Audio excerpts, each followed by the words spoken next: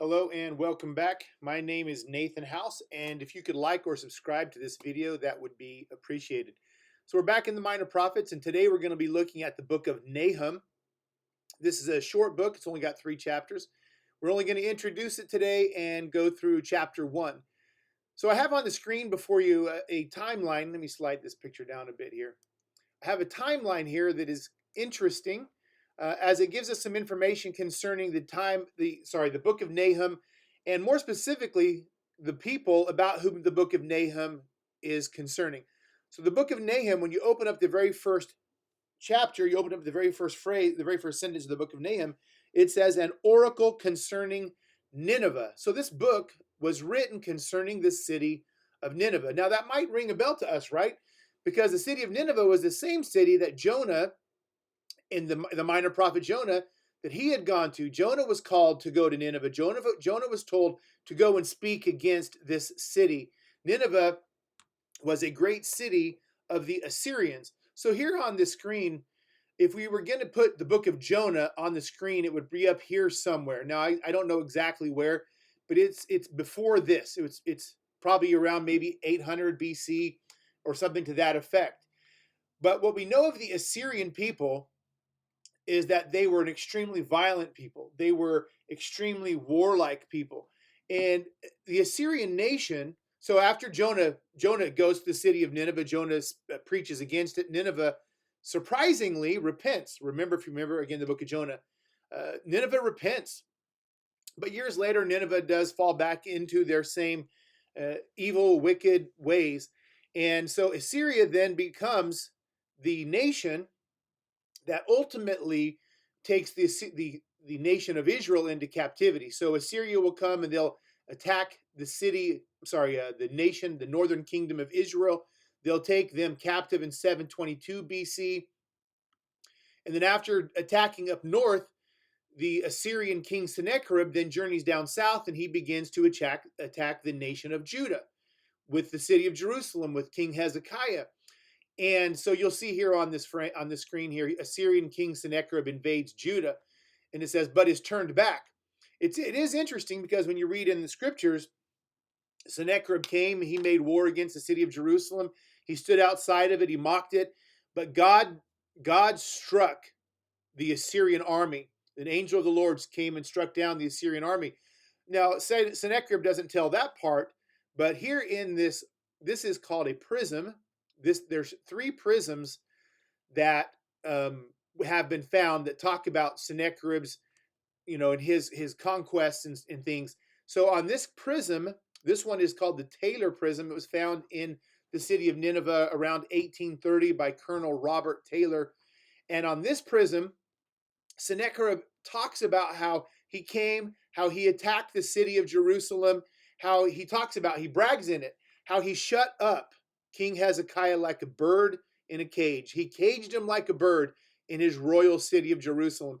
So Sennacherib brags about his attack on Judah, but he never did actually come in and conquer Judah. He never did conquer Jerusalem. He did destroy some of the cities, but the royal city of Jerusalem he never entered because God struck him down, or God struck his army down. But anyways, this archaeological find, which is very interesting, and again, there's 3 of these prisms. This one was found in 1830. This is the Taylor prism, but all 3 of them talk about the conquest of King Sennacherib and Assyria. So here's King Sennacherib, his invasion on Judah. Now we're going to come all the way down into this area when the city of Nineveh will finally be destroyed. So sometime in here, the city of Nineveh will be destroyed. So this book takes place before the destruction of Nineveh because it talks about it. So this book takes place probably sometime in this area here, maybe up in here 625 or something to this effect. But the city of Nineveh, this book is about the city of Nineveh, the capital city of Assyria, being struck down. And just real quickly put a map up here on the screen. So Babylon is here. Here's Nineveh. So this would be the Babylonian Empire, the Assyrian Empire. At different times, Assyria ruled first and ruled most of this. Babylon, though, would come and displace Nineveh and Assyria eventually. But Assyria would come down here and they would take the northern kingdom captive. They tried to make an attack on Jerusalem as well. So these are kind of just the map to kind of show you guys those locations a bit. But when we open up this chapter 1 here in just a moment, there's a lot, or actually for the whole book, these phrases are for the whole book.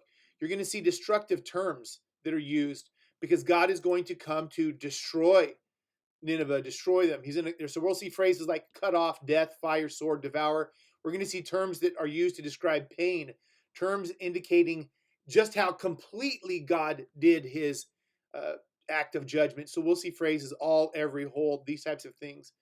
We'll see terms of God's emotions, which are interesting as well. We'll see God's jealousy and his wrath, his indignation. And we'll see that his actions and his anger and his actions are directed towards Nineveh. And so a well-known text in the book of the book of Nahum is Nahum chapter 1, verse 5. The hills melt, the earth heaves before him, the world and all who dwell in it. So this is going to be a book of coming judgment, a book that speaks the news of coming judgment. Now, from the perspective of Nineveh, that's bad news. But what if you were a Jew living in Jerusalem? What if you had been there and you known about their attacks and so these things that had happened? What if your grandfathers, were there and died? I mean, so Assyria had been this big dog on the block, right? The big bully on the block. And so from the nation of Judah, from the people of Jerusalem, their fall is good news. The destruction of the destruction of Nineveh would be good news. So as we go into this text, remember that there's kind of two perspectives. What is the city of Nineveh? For them, it's bad news, right? It's destruction. God is coming against them. But for the Jews, it's going to be good news. God is going to deal with his enemies. So let's go ahead and quickly get into this. We don't spend a lot of time on it, but let's get into this a little bit. Nahum chapter 1, verse 1 says, an oracle concerning Nineveh, the book of the vision of Nahum of Elkosh. So we're introduced to what it's concerning. It's concerning Nineveh. The book is given from this gentleman named Nahum. And as he begins in this chapter, we see God's coming wrath. And it actually begins in verse 2. We'll see the character of God a little bit, but then he moves quickly from God's character into God's coming wrath. So verses 2 through 5, you'll notice some things describing the character of God. The Lord is a jealous and avenging God. The Lord is avenging and wrathful. The Lord takes vengeance on his adversaries and keeps wrath for his enemies. So when I showed you a minute ago, notice all of these terms used to describe God's emotions and his actions against or towards, right? The Lord is, so here are some of his emotions. He's jealous. He's avenging. He takes these things are directed towards his adversaries, towards his enemies. What else do we see concerning the character of God? The Lord is slow to anger. This goes all the way back to the book of Exodus. When we see God's character described there in the book of Exodus, the Lord is slow to anger, great in power. The Lord will by no means clear the guilty. So now we see God's actions for somebody. Here's God's actions against, but here we have God's actions. I'm sorry, I'm saying this wrong. Now we have God's actions against, again, the guilty, the wicked. So we see God is slow to anger. This is towards towards probably all humanity, I would guess you could argue. But ultimately, God's patience wears out, and he will not clear the guilty. His way is in a whirlwind, in a storm, and the clouds are the dust of his feet. So again, we have these things describing God. We see these images of God in nature. He rebukes the sea. He makes it dry. He dries up all the rivers. Verse 5, this is the one I just shared with you on the screen a moment ago. The mountains quake before him. And again, if God is coming against you, what a frightening image that is. The mountains quake before him. The hills melt. The earth heaves before him, the world and all who dwell in it. So then we have this question that is posed in verse 6. Who can stand before his indignation? Whose indignation? God's indignation.